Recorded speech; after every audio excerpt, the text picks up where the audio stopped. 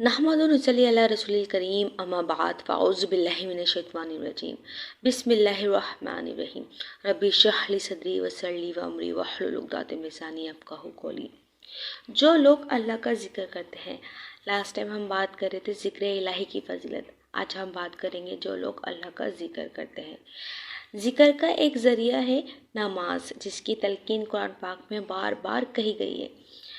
کچھ صورتیں نماز کے لیے تنبیہ کی صورت میں اللہ تعالیٰ نے نازل کی، تو کچھ میں بہت زیادہ حکم اور کچھ میں فرض کے لیے نازل ہوئی، اور بعض مقامات پہ اللہ تعالیٰ نے ذکر کے لیے نماز پڑھنے اور کامیاب ہونے کے لیے کہا ہے۔ سبحان اللہ، یعنی کہ جو نماز پڑھتے ہیں وہ کامیابی کی طرف گامزن ہوتے ہیں۔ نماز میں اللہ کا ذکر سب سے زیادہ ہوتا ہے۔ نماز میں اٹھنا، بیٹھنا، کھڑے ہونا اور سجدے کی حالت میں انسان اللہ کے سب سے زیادہ قریب ہوتا ہے۔ جیسے کہ قرآن پاک میں اللہ تعالیٰ ارشاد فرماتے ہیں، میری یاد کے لیے نماز قائم کرو۔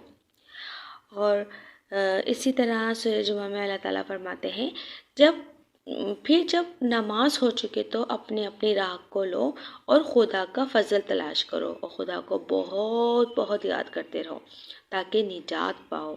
سبحان اللہ، یعنی کہ نماز ایک ذکر کا ذریعہ تو ہے، پھر اس کے بعد آپ نے اپنی راہیں جدا کرنے کے بعد اللہ کا فضل تلاش کرنا ہے اور اسے بہت یاد کرتے رہنا ہے۔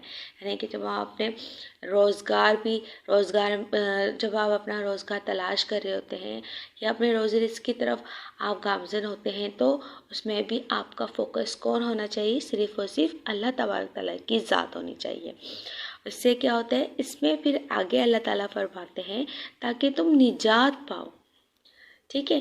اور اسی طرح سورہ دہر میں اللہ تعالیٰ فرماتے ہیں، اور صبح شام اپنے پروردگار کا نام لیتے رہو، اور رات کو بڑی دیر تک اس کے آگے سجدہ کرو، اس کی پاکی بیان کرتے رہو۔ یعنی کہ صبح شام جو ہمیں اللہ تعالیٰ نے نمازیں عطا کی ہیں، ہم نے وہ نمازوں کی پابندی کرنی ہے۔ جو صبح کی نماز ہے، پھر کہتے ہیں ظہر کی ہے، عصر کی ہے، شام میں یعنی کہ عصر جو سٹارٹ ہماری ہو جاتی ہے، عصر، مغرب، عشاء، اور پھر رات کو بڑی دیر تک اس کے آگے سجدہ کرتے رہو۔ یہ کس چیز کی نشانی ہے؟ کس چیز کے بارے میں اللہ تعالیٰ بتا رہے ہیں؟ یہ بتا رہے ہیں تہجد کے بارے میں، قیام اللیل کے بارے میں، جس کا بہت اللہ تعالیٰ نے اجر رکھا ہے، جس کا اللہ تعالیٰ نے بظاہری طور پر فرض یا حکم کے طور پر نہیں، یہ تو محبت والوں کی باتیں ہیں، یہ تو محبت والوں کی راتیں ہیں، یہ تو محبت والوں کی نمازیں ہیں، جو اللہ کی قربت کو محسوس کرتے ہیں، جو اللہ سے بے انتہا محبت کرتے ہیں، وہ آدھی رات میں اللہ کے سامنے سجدہ ریز ہوتے ہیں، اس سے اپنے دل کی ہر بات کہہ دیتے ہیں، اپنی ہر بات منوا لیتے ہیں۔ خیر، تہجد اور قیام اللیل تو ایک الگ ٹاپک ہے، جس میں جتنا بولا چاہے اتنا کم ہے۔ اسی طرح سورہ اعلیٰ میں اللہ تعالیٰ فرماتے ہیں، بے شک وہ مراد کو پہنچ گئے جو پاک ہوا اور اپنے پروردگار کا نام کا ذکر کرتا رہا اور نماز پڑھتا رہا۔ یعنی کہ وہ انسان پاک صاف ہونے لگ جاتا ہے، ستھرا ہونے لگ جاتا ہے، جو اپنے پروردگار کے نام کا ذکر کرتا ہے۔ اب نام کا ذکر کرنے کا مطلب نہیں ہے کہ آپ صرف یا اللہ کی آپ کیا کہتے ہیں تسبیح کرتے رہیں۔ وہ تو جو ذکر اذکار اللہ تعالیٰ نے بتا دیے ہیں آپ صلی اللہ علیہ وسلم کے تھرو، صبح شام کے، اور جو طریقے بتا دیے ہیں وہ تو ہیں۔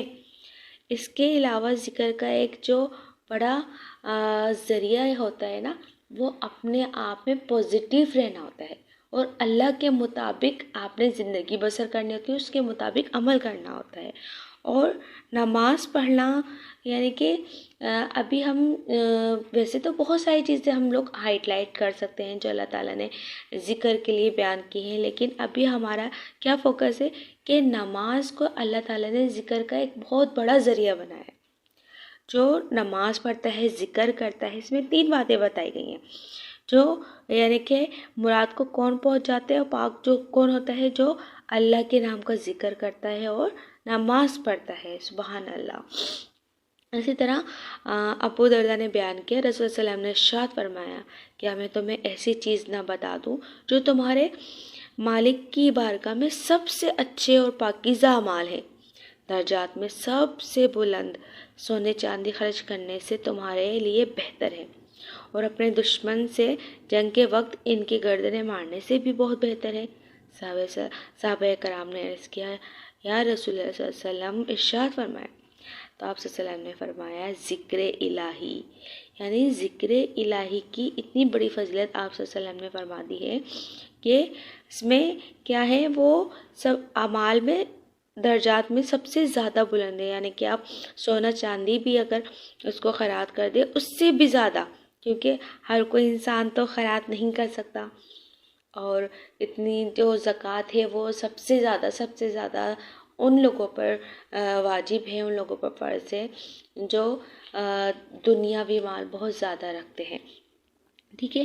تو اسی طرح یعنی کہ ذکر الہی کیا ہے، تو صحابہ کرام کو ایک تجسس ہوتا تھا جب آپ صلی اللہ علیہ وسلم اس طرح کی باتیں کرتے تھے، جب احادیث بیان فرماتے تھے اللہ کی کوئی، تو تجسس ہوتا تھا، بس اسی جستجو میں رہتے تھے کہ ہمیں کوئی ایک ایسا عمل مل جائے، ایک ایسی اچھی بات پتہ چل جائے، ہم اس پر جلدی سے بھاگ کر عمل کر لیں۔ تو وہ اس جستجو میں رہتے تھے۔ اب ہم میں سے کون ہے جو اس جستجو میں رہے کہ ہمیں ایک اچھا سا عمل مل جائے، آسان سا عمل مل جائے کہ چلو ہم وہ کر لیں۔ تو یہ صحابہ کرام کا یہ وتیرہ ہوا کرتا تھا۔ اسی طرح ذکر کی ایک قسم وہ مجالس ہیں جہاں تمام لوگ اکٹھے ہوتے ہیں، جیسے کہ درس قرآن، تعلیم القرآن، اور جہاں باقاعدہ قرآن و حدیث کا علم سکھایا جاتا ہے، اور اسے اجتماعات منعقد کیے جاتے ہیں جہاں اللہ کی بات کو اللہ کے بندوں تک پہنچایا جائے۔ اب یہ کون سی، یہ اجتماعی ذکر کے بارے میں کہتے ہیں ہم بات کر رہے ہیں، یعنی کہ وہ مجالس درس قرآن بھی ہوتا ہے، تعلیم القرآن بھی ہوتا ہے، اور جو آپ علم حاصل کر رہے ہوتے ہیں وہ بھی اللہ تعالیٰ کے ذکر کا ایک بہت بڑا ذریعہ ہوتا ہے۔ ابو ہریرہ